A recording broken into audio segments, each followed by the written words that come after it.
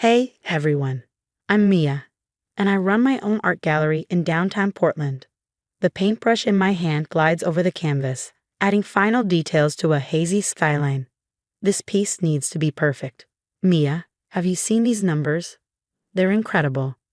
Evelyn bursts into my gallery, waving her tablet with an enthusiasm that clashes with my tranquil workspace. My best friend is a whirlwind, as always. That's great, Eve, but I'm kind of in the zone right now. Earth to Mia. Evelyn plants herself squarely in front of me. The Portland Art Festival is in 2 months. Unique exposure. Before I can respond, my phone buzzes. I glance at the screen. The Hamilton Gallery just emailed me, I say, stunned. They're considering my work for their summer exhibition. That's amazing. Evelyn says, her excitement contagious. We should celebrate. Your dad would be so. Don't, I cut her off, setting down my brush. Last time I shared good news with him, he turned it into a lecture about real jobs versus hobbies. Still at it, huh? Evelyn sighs. And your stepmom. 15 years of passive-aggressive comments. You'd think she'd run out by now. I wipe paint off my hands. Yesterday she posted photos from Nathan's graduation. Tag everyone, except me. My phone buzzes again. This time it's my mom. Hey, sweetie, she chirps. Just closed a huge deal on that waterfront property. Want to grab lunch? Can't today, Mom. I'm finishing pieces for a potential exhibition. The Hamilton Gallery. I'm so proud of you, honey, Mom says warmly. You've built something real here, despite what certain people say. Her words bring a smile to my face. Mom rebuilt her real estate career after Dad left. I learned resilience from the best. The gallery door chimes and my stepsister Andrea walks in. She looks hesitant, fidgeting with her sleeve. Hey, Mia. Place looks different.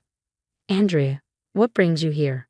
Mom's planning a big dinner for Dad's birthday next week, he says. She wanted me to invite you. Really? Amelia wants me there. I raise an eyebrow. Well, Dad asked about you, and you know how Mom gets when he's disappointed. Evelyn shoots me a warning look, but I ignore it. Sure, I'll come. What time? After Andrea leaves, Evelyn shakes her head. You know that's going to be a disaster, right? Remember Thanksgiving? It's different now, I say, turning back to my canvas. I'm not that scared 15-year-old anymore. I study the painting before me, a dining table surrounded by empty chairs, shadows stretching long across the polished surface. Besides, maybe it's time to stop avoiding family dinners just because Amelia makes them uncomfortable. Your call, Evelyn says, squeezing my shoulder. But I'm keeping my phone on, just in case. The familiar driveway feels like foreign territory as I park my car. Deep breath, Mia. You can do this. Happy birthday, Dad, I say, handing him a carefully wrapped painting. Inside is a landscape of his childhood home in Maine. Look who finally showed up. Amelia's voice drips with faint sweetness. We were just about to take family photos. Perfect timing. Oh, we already have the groupings planned, she adds, flashing a tight smile. You understand. I grit my teeth as my throat tightens. I am immediate family. Well, technically, Andrea starts, but Dad interrupts. Let's eat. He avoids eye contact, as always. The dining room feels smaller than I remember. My old artwork no longer hangs on the walls, replaced by formal portraits of Amelia's perfect blended family, -1. How's your little art shop, Mia? Amelia asks, serving Dad first, of course. Gallery, I correct her, and it's doing well. Actually, I'm being considered for. Mom, show her the renovation plans. Nathan interrupts. Amelia's smile widens. Oh yes, we're finally updating the house. Starting with that old bedroom upstairs. My stomach drops. My bedroom. Well, it's been empty for years, Amelia says, her tone casual. Nathan needs a gaming room, and since you're never here. That's my childhood room, I interrupt, my voice trembling. Honey, let's be realistic, Amelia replies, her words slicing through me. You don't belong here anymore. This is our family now. The words hit like a physical blow. I glance at Dad, silently begging him to say something, anything. He stares at his plate. James, I plead, my voice cracking. Dad. He finally looks up, but his response is colder than I expect. Nothing. I mean, she's not wrong. You're basically a stranger who shows up sometimes, Nathan adds with a shrug. I stand abruptly, my chair scraping loudly against the floor. 15 years, I say, my voice shaking.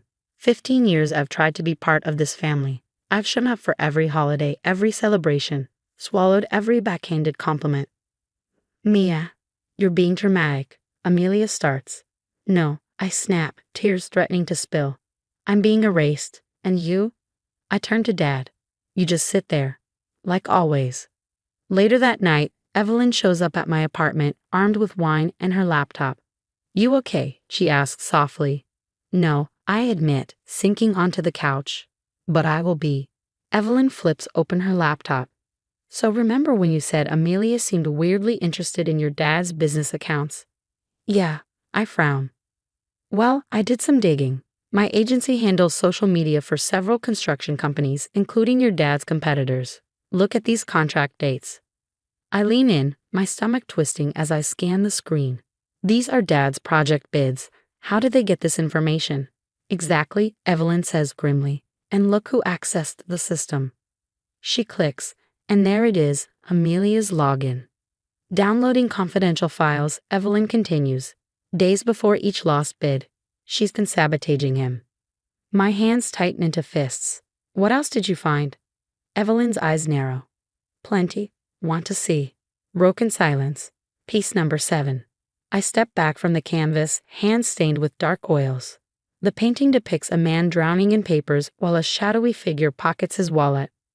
Mia, your 2 o'clock collector is here, my assistant calls. Coming. I wipe my hands, catching a glimpse of Evelyn's latest marketing report on my desk. Gallery visits up 200% since the new series launched. My phone buzzes. It's Mom. You sitting down, sweetheart? Her text reads, remember that lake house property in your dad's portfolio? Amelia just listed it for sale. What? I whisper aloud. Dad loved that place. She had power of attorney, Mom explains when I call her. Apparently, James has been too busy to handle these matters. I barely have time to process this when a text from Andrea arrives. Can we talk somewhere private? An hour later, Andrea is trembling in my studio. I can't eat without her commenting on calories, she says, her voice cracking. Nathan records me at dinner and threatens to post it online if I don't cover for Mom's business meetings. Business meetings? I echo. Andrea nods. She uses Dad's office after hours. Last week, I saw her shredding documents. Nathan caught me looking. She pulls up her sleeve, revealing finger-shaped bruises. He did this? I ask, horrified. Mom said I was being dramatic when I told her, like she always does. My phone lights up with a message from Evelyn. Found something big. Check your email. Andrea, I say gently, stay here as long as you want. I need to handle something. Opening Evelyn's email, I feel my stomach churn. Screenshots of bank transfers flash across the screen, each coinciding with Dad's lost contracts, all leading to an offshore account. Evelyn explains over speakerphone, your stepmom's been busy. These contracts were worth millions. But that's not all. Remember that charity Amelia started? Evelyn says, her tone sharp as she taps on her laptop. It's a shell company. The donations straight into her personal account. My hands shake as I open another email, this one from the Hamilton Gallery. We're thrilled to feature your Silent Table series as our summer centerpiece. Success. Real success, not through lies, manipulation, or theft, but through actual work. A text from Andrea lights up my phone. Mom's looking for Dad's corporate passwords. Says it's for the audit next month. I glance at the evidence filling my laptop.